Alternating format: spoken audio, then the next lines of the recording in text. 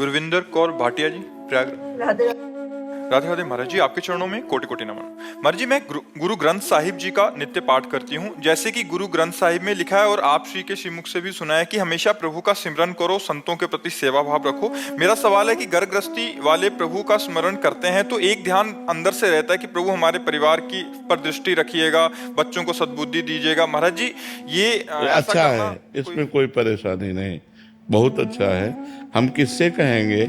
जब हमारे वही सब कुछ है तो हमारा जो परिवार है उसकी पूर्ति के लिए हम धन की भी आकांक्षा उन्हीं से करेंगे, और उस परिवार की रक्षा के लिए, संकट निवृत्ति के लिए भी हम उन्हीं से प्रार्थना करेंगे। प्रभु के सिवा हमारा कोई नहीं है, तो इसलिए ऐसा करना अनुचित नहीं है, करना ही चाहिए। क्योंकि हमारा परिवार है, गृहस्थी में है, तो हमारा परिवार सद्बुद्धि वाला बने, स्वस्थ रहे, हमें ऐसा धन मिले जिससे हम अपने परिवार का पोषण कर सकें। ये चाह तो हमें बनी ही रहेगी, क्योंकि हम गृहस्थ हैं, हमारा परिवार है, ये तो चाह रहेगी और रहना भी चाहिए, और भगवान से प्रार्थना करनी चाहिए। वो एक निष्काम भक्ति इस भक्ति के ऊपर जागृत होती है, वो इसका फल होगी। जब वो भक्ति जागृत होगी तो सारी जिम्मेवारी भगवान संभाल लेते हैं और वो निष्काम हो जाता है, उसके अंदर कोई कामना नहीं होती। आगे से आगे भगवान सब परोसते रहते हैं उसको जो जरूरत होती है, क्योंकि भगवान सर्वज्ञ हैं, भगवान सब कुछ जानते हैं। तो जो जरूरत होगी, हम ऐसा देखते हैं कि जैसे हमें जरूरत है 10 रुपया की, तो 11 रुपया आ जाएंगे। 10 की चिंता तुम्हें नहीं करनी, एक एक्स्ट्रा आ गया है कि 10 तो काम में प्रयोग कर लो, एक अपने विश्वास के लिए रख लो कि 10 की जरूरत थी, 11 मालिक ने दे दिए। तो ऐसा जब हम अनुभव करने लगते हैं तो अपनी कामनाएं शांत हो जाती है कि यार कामना क्या करना है, भगवान अपने से आप पूरा कर रहे हैं। पर ये उच्च कोटि की भक्ति है। अभी हमारी जो भक्ति है वो कामना वाली है, तो हम जो भी कामनाएं करें केवल प्रभु से करें। और सही बात, हमारी रक्षा और हमारी कामनाओं की पूर्ति भगवान ही कर सकते हैं। ये संसार स्वयं भिखारी है, ये क्या कर सकता है? जिससे तुम मांग रहे हो वो भी मांगने वाला है, जिससे तुम मांग रहे हो वो भी मांग रहा है, उसके अंदर भी कामना है, तो वो हमें क्या तृप्त कर सकता है? तृप्त तो वो कर सकता है जो जगत का मालिक है, इसलिए हमें उसी से मांगना चाहिए।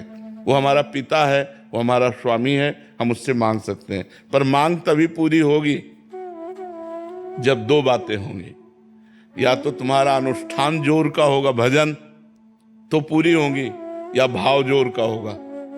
भजन भी नहीं है लेकिन भाव लग गया कि प्रभु अब तुम ही बचा सकते हो, तो निश्चित चमत्कार हो जाएगा। जैसे द्रौपदी जी का अंतिम भाव जुड़ा कि अब तो कोई रक्षा करने वाला नहीं, तो गोविंद वस्त्र बन गए, भगवान के वस्त्र ही बन गए।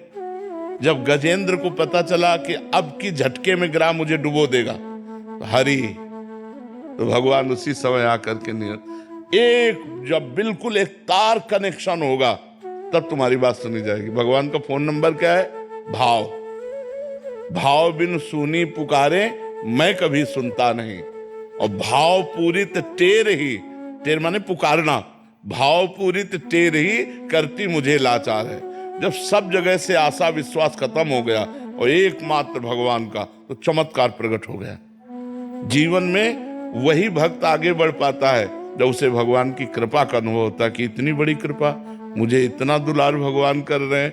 तो ये तभी होगा जब केवल भगवान का आश्रय होगा। किसी वस्तु व्यक्ति का आश्रय तो चंद सहयोग कर सकता है, लेकिन हमें पूर्ण निष्काम भगवान बना सकते हैं। आपने 2 तरीके बताए, एक था अनुष्ठान और दूसरा भाव। महाराज जी, जैसे आपके श्रीमुख से सुना है कि भजन खर्च होता है, तो खर्च अनुष्ठान वाले में हमारा भजन जाएगा और भाव वाले में ये नहीं। भाव में तो डायरेक्ट कृपा होगी, वो अलग सिद्धांत हो गया। जैसे एक है कि रुपया दे करके दुकान से खरीदना, और एक है कि दुकान वाला हमारा संबंधी है, हमारा पिता है, हमारा भाई, हमारा, तो वो फ्री मिल जाएगी।